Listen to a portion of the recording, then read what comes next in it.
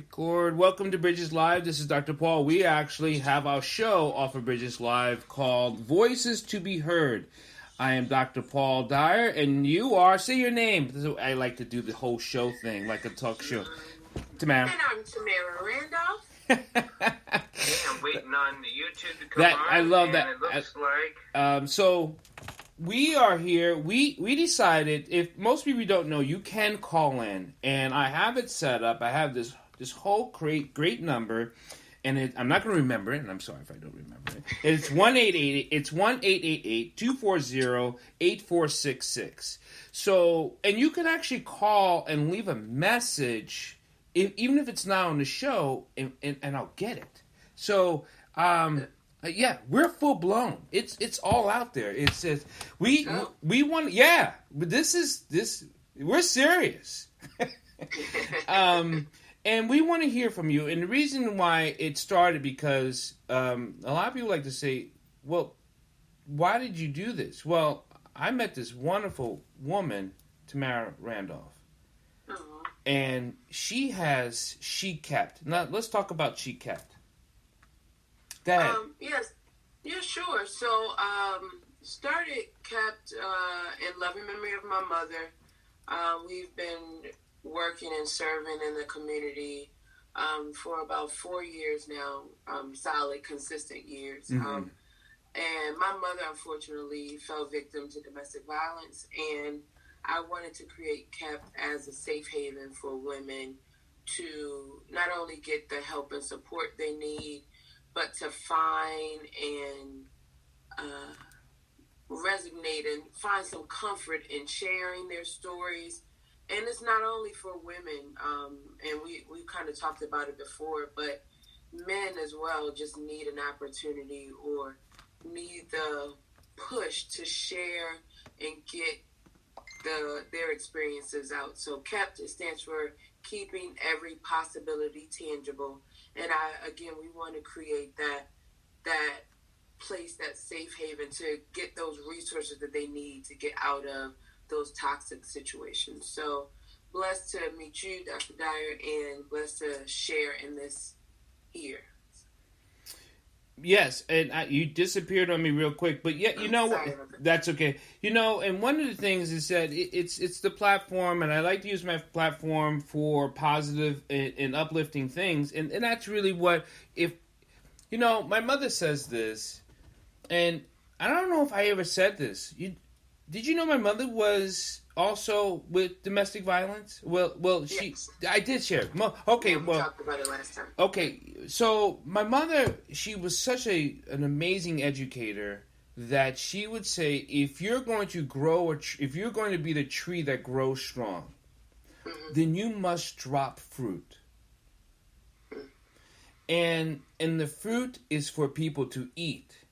But in the fruit, we also know there's what? A seed.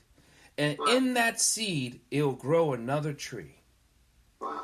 And so my mother was a big, huge advocate, but also my mother was a civil rights activist. So this was all this part of my maturation of growing up and who she was and how she taught us and taking people into our homes and how she just gave of herself was something that was a part of my life. And it wasn't so much that we had a lot, we just had a heart to give. And I think that's what Voices to be Heard is. And so if because people don't know how to tell their story. Yeah. Like Katie came on that one time on the show and how she told us about her story.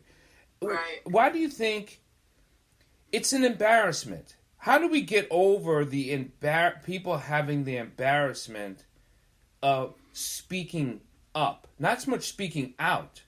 We're talking about just speaking up.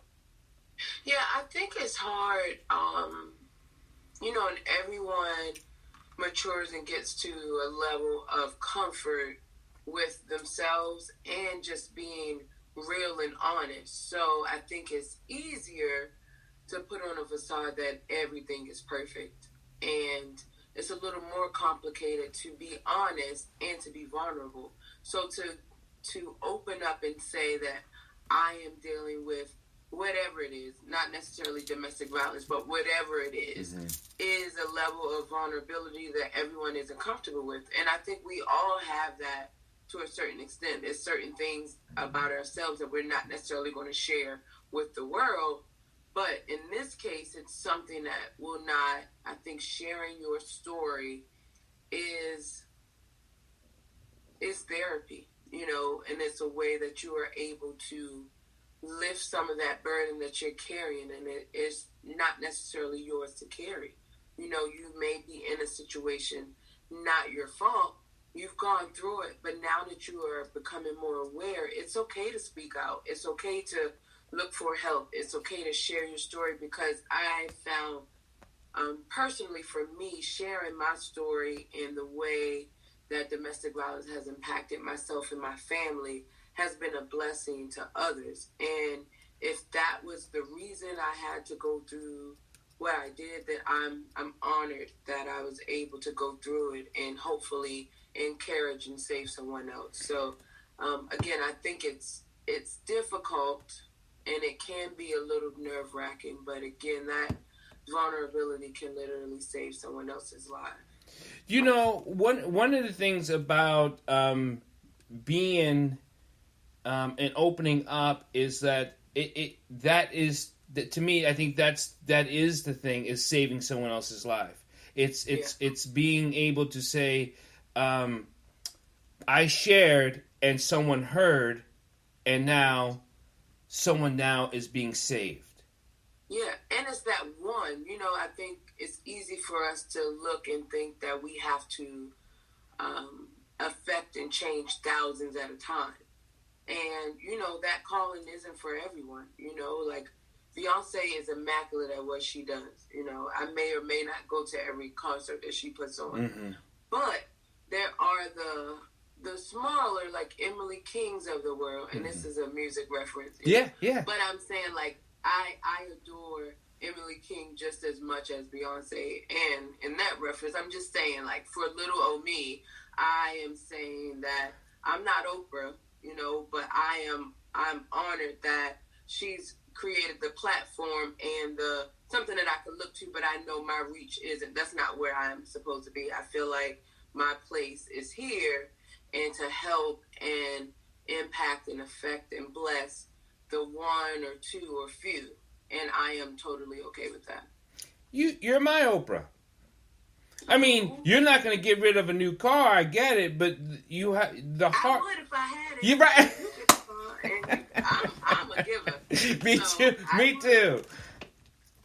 But the Oprah, if we look at Oprah and says it's the heart that you have, you're my Oprah. And there we have some. We've talked about this before, and this is when it comes to voices to be heard. Redundancy is not an issue. It's about someone didn't hear this before. Right.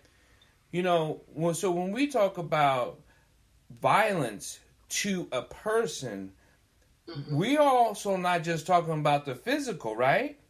Right. Not just the physical. It's emotional. It's psychological.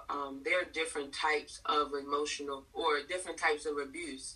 And the physical is what, you know, is kind of prevalent. We can easily see an abused face or an abused body, you know, like that. But again, we mentioned it before, but October is also Domestic Violence Awareness Month. Yes, it is. And it doesn't get all of the glitz and glamour that cancer or breast cancer does. I think it's also mental health or mentors. And so it's a different types of awareness, but specifically for domestic violence, we want to highlight and not just let this be the 1 month that we talk about it, but it should be an ongoing story, an ongoing conversation. And that's what I want kept to be. I want it to be that conversation that may be uncomfortable for a lot, but it's for that one subset that is necessary. And I'm totally okay with that. And so again, we have physical, we have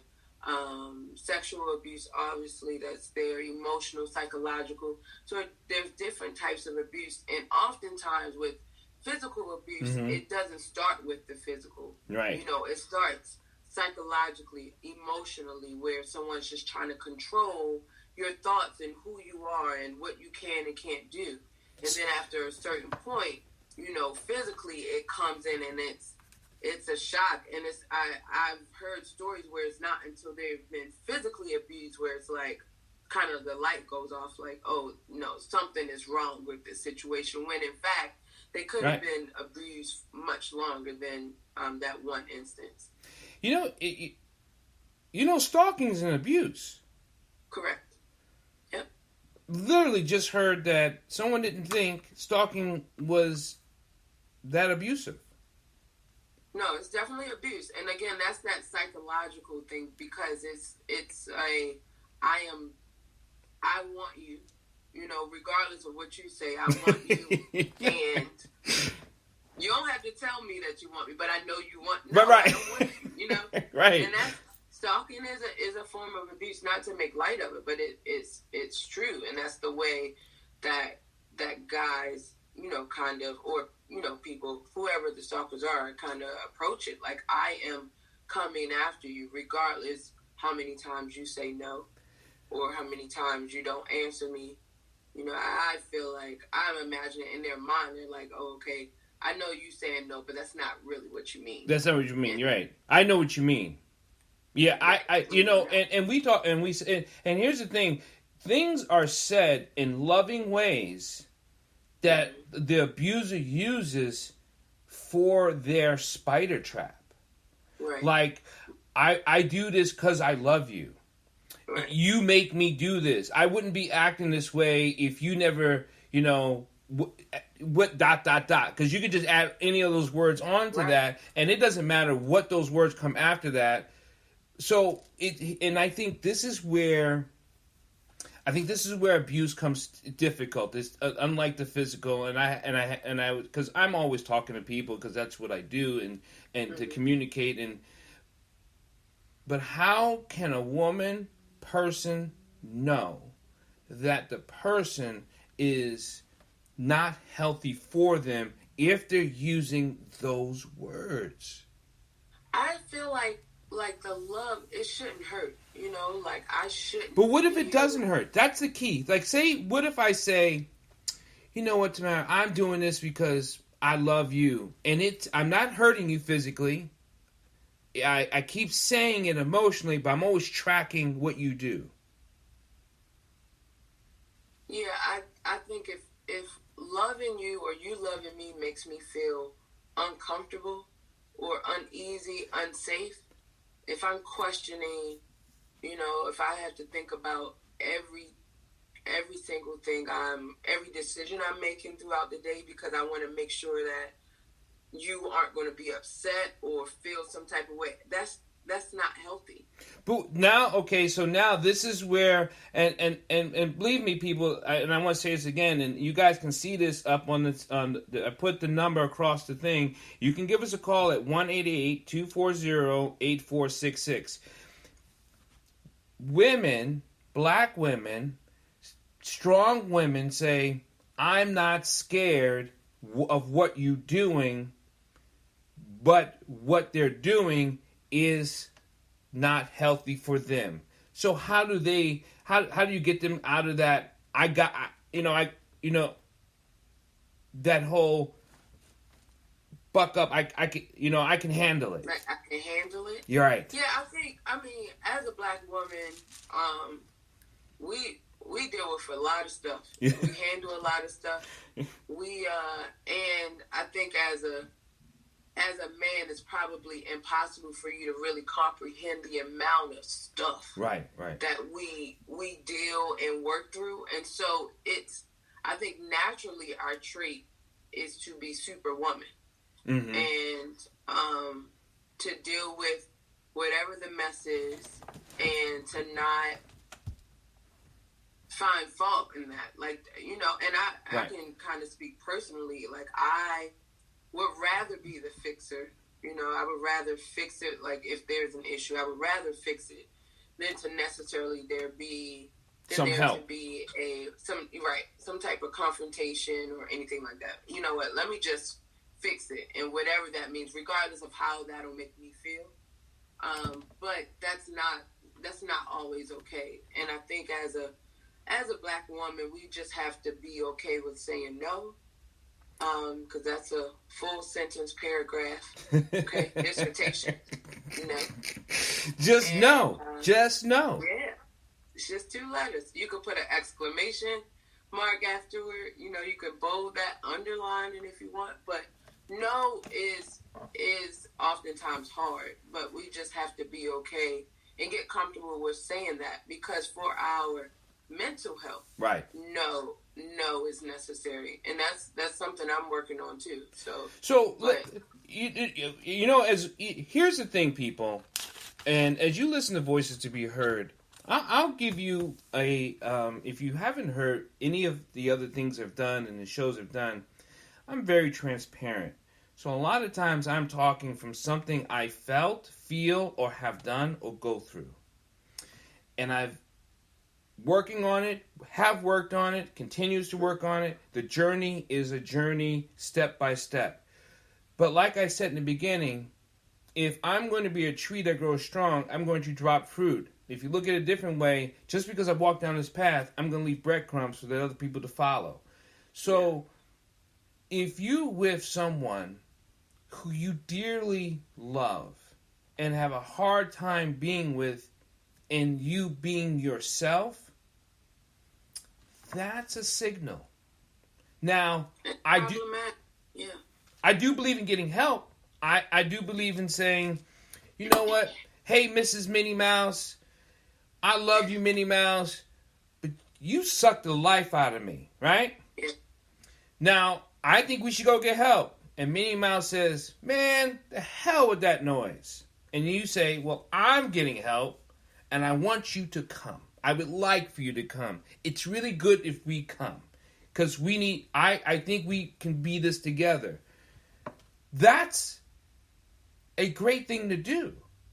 Mm-hmm. And then when you get to your therapist, your therapist will say, nah, nigga, you need to leave here. Like, she ain't no good for you. All right, I wasn't sure, but there it is. Therapy is definitely important. I think it is, especially if you're in a relationship and it's something you want to, you know, it's not necessarily violence related, but right, you know, it's just some things that therapy helps us communicate better or understand each other better, because sometimes it's hard for you to understand your spouse, the way they communicate, and something's not clicking, and that could be vice versa. But oftentimes the therapist can help shed some light, and although it could be the same exact words, but if it's coming from someone else, then it's kind of received a little differently. The light bulb turns on. Yeah. But therapy is necessary and important, and if you and your spouse, or if you've decided that you want that for your relationship and your spouse is saying no, like you mentioned, that's a red flag. Like, why wouldn't you want to get help? Do whatever's necessary to make our relationship work.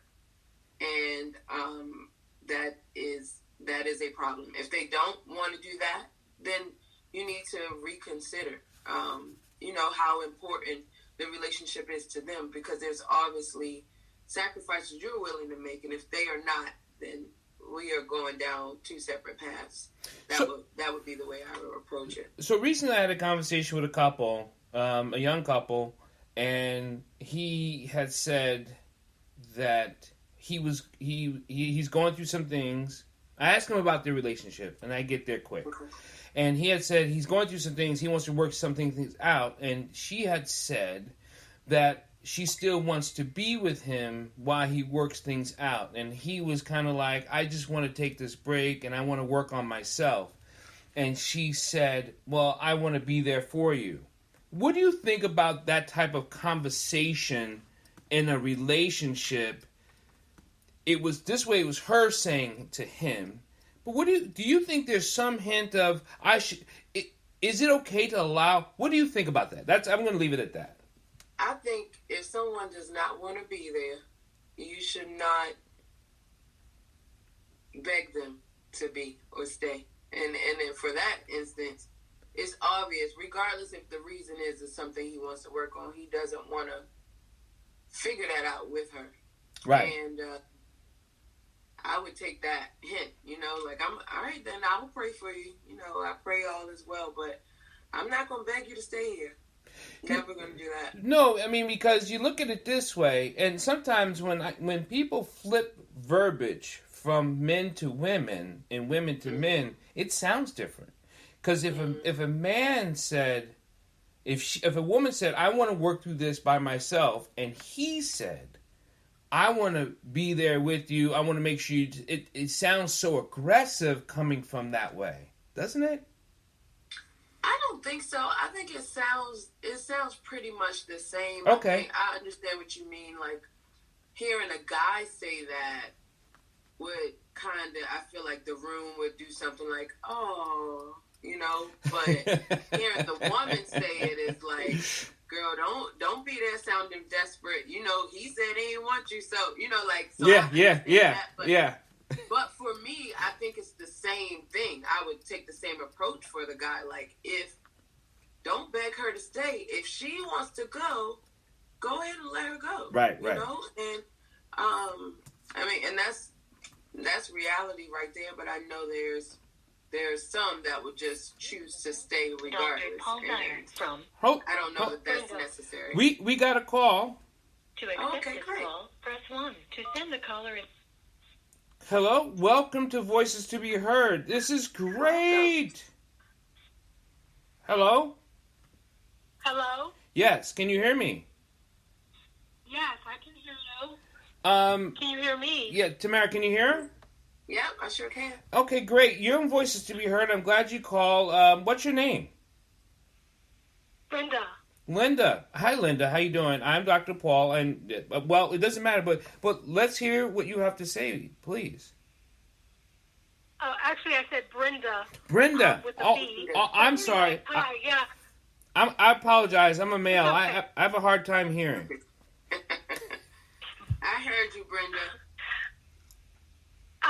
So I have a question. I have a friend who's in an abusive situation, and he has put his hands on her, and she doesn't want to leave. How do you help someone, or not even help them? I realize that people have to get to a place on their own. You can't tell somebody to leave someone, but in this situation, this is unsafe and this is unhealthy. What do I do in this type of a situation? So, Brenda, I've heard that kind of conversation and that situation a few times, and I think as a friend, not only do you want to offer the support, but you want to figure out what exactly does she want? Like, why? I guess if we can figure out why does she want to stay there, and then if there's an opportunity for you to help her find that additional resource she needs. So, because oftentimes women are staying for different reasons. So, financially, maybe she feels like she can't survive or, move on without him because he's the breadwinner.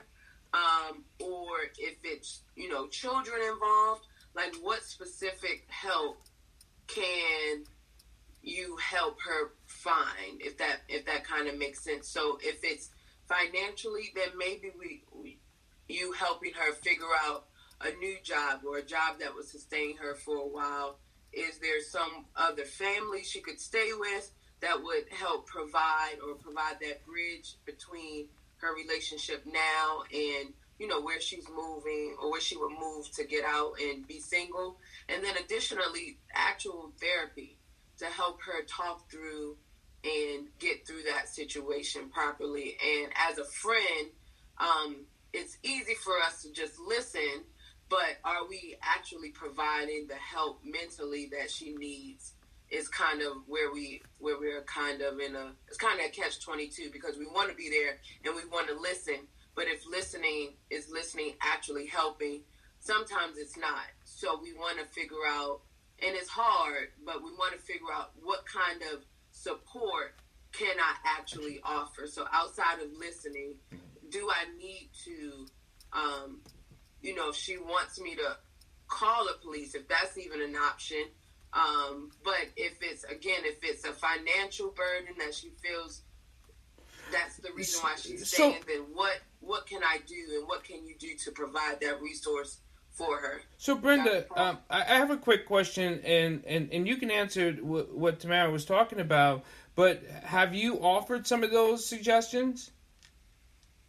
Actually, I have, and she actually is the breadwinner. He doesn't work, and he doesn't work not because he doesn't want to, but he has a lot of other issues that have, caused him not to be able to work, or not to work at this point in time. He has a lot of anger issues and child whatever trauma from childhood. But when I asked her that question, so what do you want? What do you want to do? And she just says, I'm not ready to give up on him, and if I leave him, he'll have no one. Mm-hmm. And I kind of feel like, well, how is that your problem? Because his family has basically given up on him. His family has turned their backs on him because over the years, whenever family has, he was a troubled young man, and family have trusted him and tried to reach out to him. He just turned around and pretty much gave him his ass to kiss, and they were tired and they gave up on him. So he doesn't really have family, and so I would think that the only person that's in your corner and you're putting your hands on them and mistreating them, it just doesn't make sense to me. But I also think that she has self-esteem and self-value issues, self-worth issues, because if she didn't, she would be like, I'm worth more than this. I deserve better than this. And if I have to be by myself for the rest of my life, so what? And she has a young daughter. And so my thing is, what example is this setting for your daughter? Right. Yeah, and I would definitely mention that, because I was going to ask you, does she have children? But like you mentioned, Brenda, like, that's not her responsibility.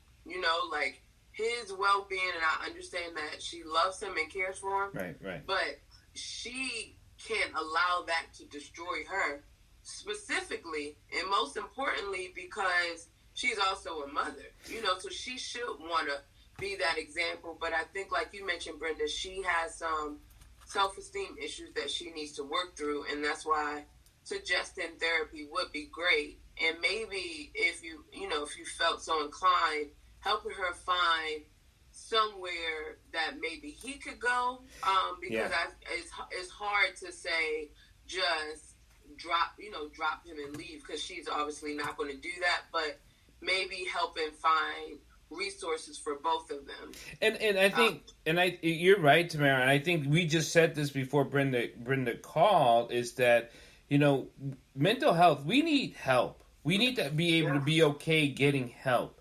Do you know, Brenda, if he is willing to accept help? Oh, I'm sure she would be willing to accept help, but I think it's to a certain extent, because she really doesn't want to leave him behind. Because I offered, you could come and live with me, you and the baby, and she's like, I don't want to leave him behind.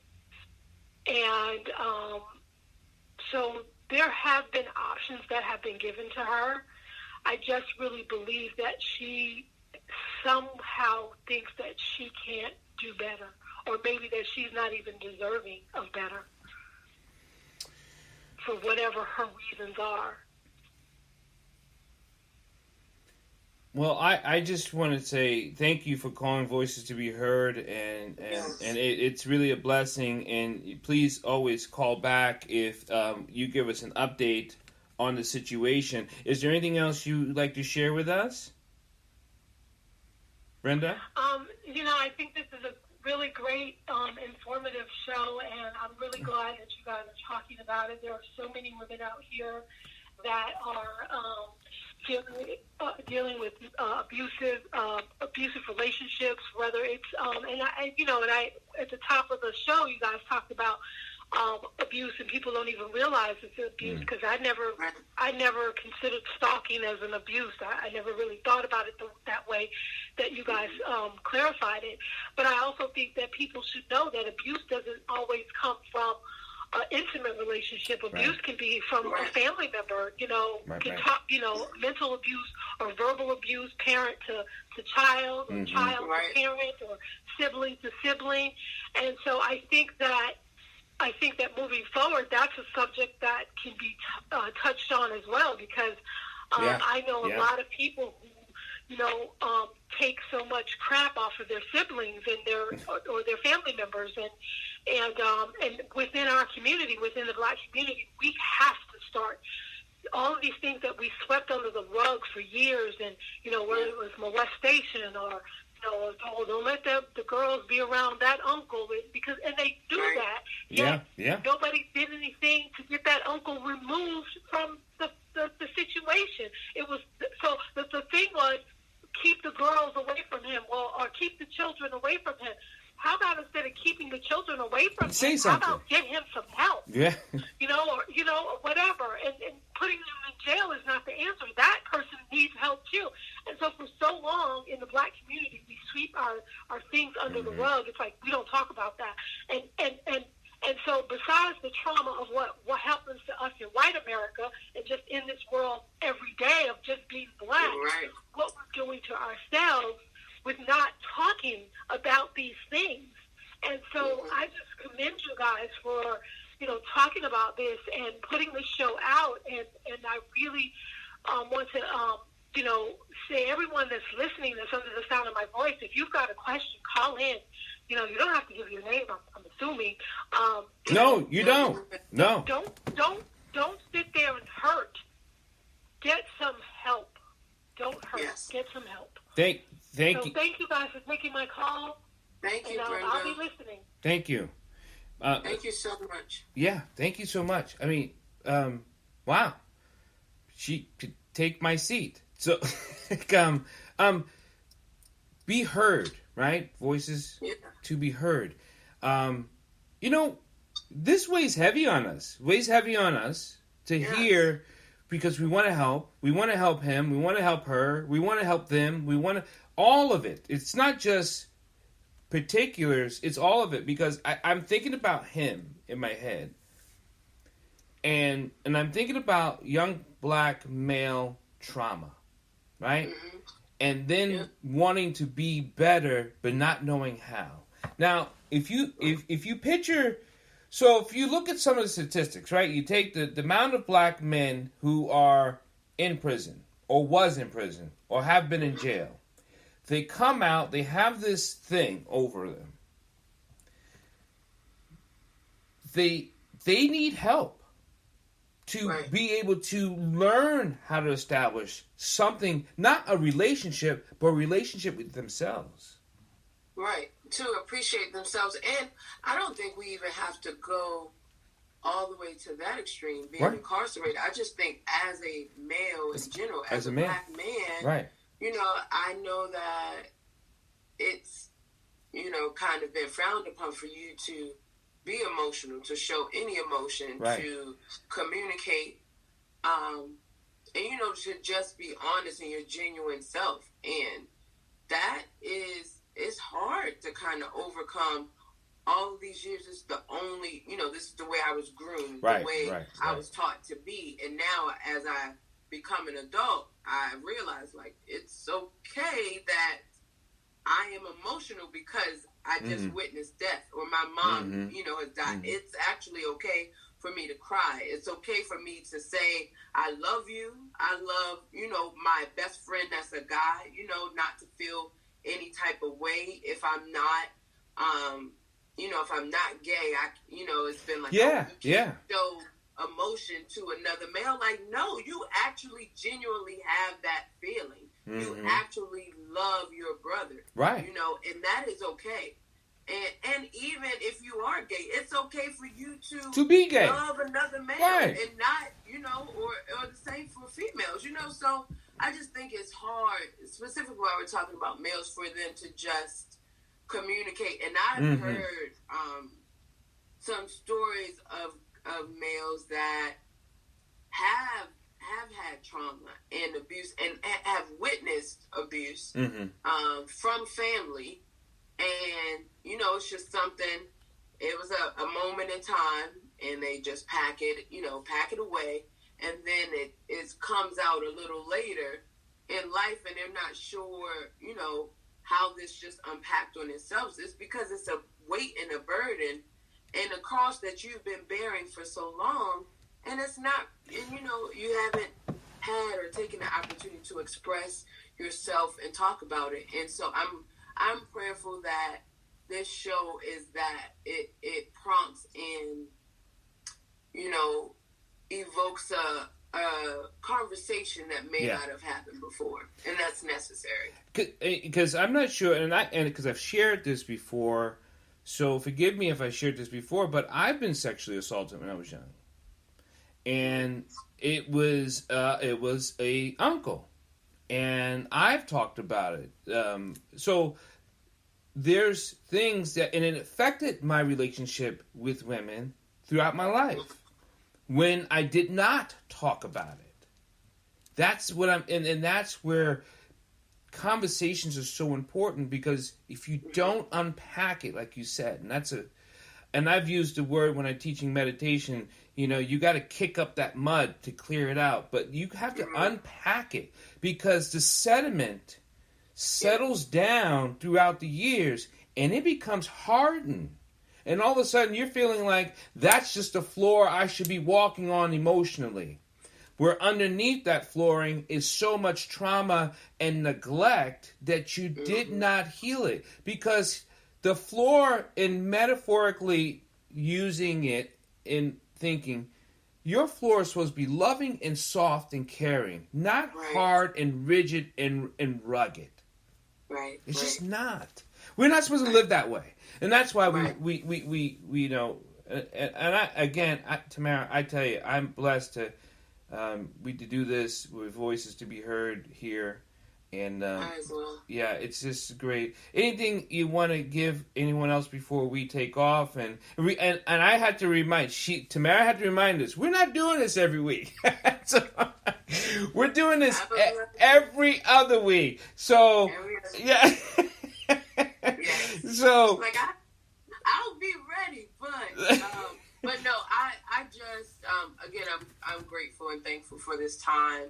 I pray that we are providing some encouragement for someone that needs it. You know, I think that the conversation is necessary, and there are plenty of people out here that will love and support you regardless. So if there's anything that I can do to assist, and I don't want to speak for you, Dr. Paul, but I'm sure it's the same way.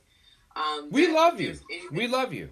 Yeah, we love you. I love you, and I want to help. So just to go back to Brenda, thank you so much for coming, for calling in and sharing that story, because it's something that I know someone else listening or watching can resonate with, and they're trying to figure out, how can I shake my friend out of this? You know, like, I want to be there, and it's hard, and every person reacts, and you know, their situation is different. But I would just encourage you not to give up on her, and to still be there, and you know, have that conversation that she definitely needs. And at some point, I'm prayerful that that moment is going to click, where if you're talking about her daughter, Brenda, if you're mentioning how important she is even to you or to her family, and how much prayer can change things, and we want to keep the boyfriend in prayer, but that's not your cross, that's not your burden to bear. So, and that goes for anyone else that's listening. Just know that, you know, you are worth it. You are worthy of happiness. We all are. And if not any other time, now is the time for you to make that step to happiness. So we're going to end off with prayer. And so please, those of you who joined us and watch us or share it and like us with us, please bow your heads. Dear Heavenly Father, thank you for bringing us together. Thank you for allowing voices to be heard. Thank you for allowing Brenda to come on and to share. And thank you for the voices that are hearing and the hearts that are hearing. Let them know that they're not alone. Let them know that they cannot do this alone, that we are here, we as a community of people, as hearts and love and kindness and compassion, to lift you up and to protect you and to save you. All of our brothers and sisters out there in all regions of the world and all over the globe, I pray in Jesus' name you will be saved. Amen. Amen. Thank you so much. And I will talk to you later, because I talk to you more than I talk to most. But then you have a great week. And, get out and vote. I am not going to say... you want me to say it again? Go vote. Get out and vote. Get out and vote. I ain't going to take... We need you. I need you. We all need you. Right. Everyone must vote. Right. It's a necessity. Yeah. Okay? And I'm not even going to tell you to vote for it, but you got to go out and vote. You got to vote for, you got to do your judges, you got to do your representatives, you got to do your school board education. I don't care if it's the puppy dog walker, if it's on the ballot, you got to vote. You got to vote, you got to vote. Please. You got to vote. I'm so sick of, I tell you what, and I almost I'm looking at you, the person's like, I ain't voting. I will rip you out of your chair. Because I'm going to find you. Because the numbers are going to be so high, it's going to be like, okay, who didn't vote? The numbers are going to be so high, 80% of America vote. We're going to find those 20%. We're going to find you. And you're not going to like it. You said, it's not just about the president. It's about all the people that are directly affecting us. So those judges and our councilman, our city council, all of those people directly affect us, our day-to-day. Yes. And it's important that we get out and vote and make our voices heard for not only ourselves, but our children, our family, our communities. We need you. I need you. Definitely vote. You have to. Got to. Thank you.